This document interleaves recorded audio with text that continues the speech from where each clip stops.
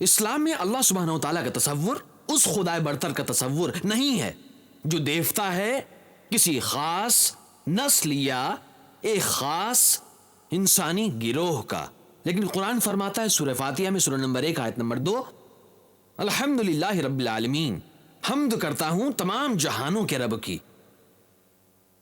خدائے برتر کو کہا گیا ہے رب العالمین، تمام جہانوں کا رب۔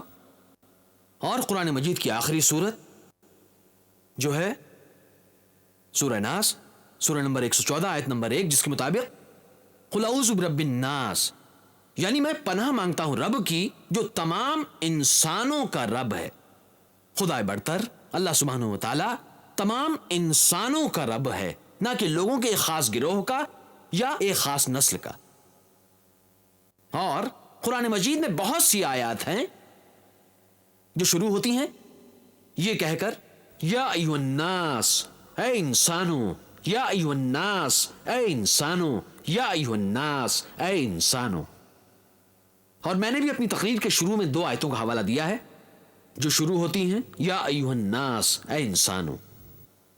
اور قرآن مجید فرماتا ہے سورہ بقرہ میں بھی، سورہ نمبر 2 آیت نمبر 168، یا ایھا الناس، اے لوگوں، زمین میں جتنی بھی حلال اور پاکیزہ چیزیں ہیں انہیں کھاؤ پیو اور شیطانی راہ پر نہ چلو، وہ تمہارا کھلا ہوا دشمن ہے۔